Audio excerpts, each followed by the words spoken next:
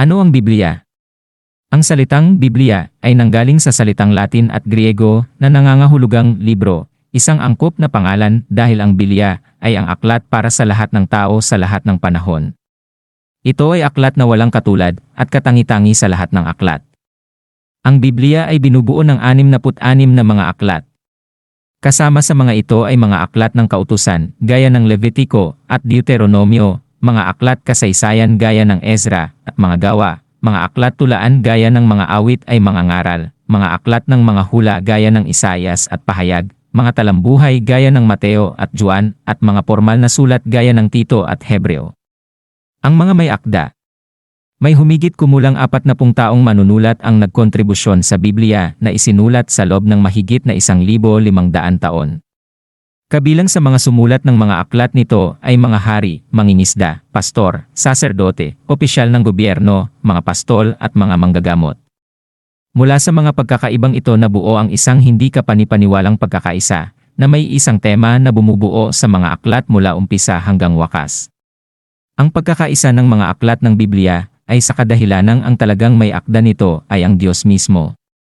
Ang Biblia ay hiningahan ng Diyos, 2 Timoteo, 3:16.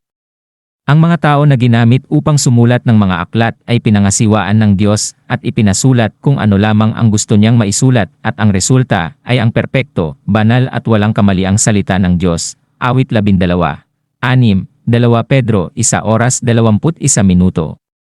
Ang pagkahati. Ang Biblia ay nahahati sa dalawang pangunahing bahagi, ang Lumang Tipan at ang Bagong Tipan. Sa maiksing salita, ang Lumang Tipan ang salaysay tungkol sa isang bansa, at ang Bagong Tipan naman ang salaysay tungkol sa isang tao. Ang bansa ang paraan ng Diyos upang ipadala ang taong iyon sa mundo, ang Panginoong Hesukristo. Inilalarawan ng Lumang Tipan ang pagkatatag at pag-iingat ng Diyos sa bansang Israel. Ipinangako ng Diyos na gagamitin niya ang bansang Israel upang pagpalain ang buong mundo. Genesis 12, 2:3. Mula nang maging isang bansa ang Israel, nagtatag ang Diyos ng isang pamilya mula sa bansang ito upang siyang panggalingan ng pagpapala, ang pamilya ni David, awit 80, 3:4. Mula sa pamilya ni David, ipinangako ang pagdating ng isang tao na magdadala ng pagpapala sa buong mundo, Isaias 11, 1:10. Ang Bagong Tipan ay nagdedetalye ng pagdating ng ipinangakong tao.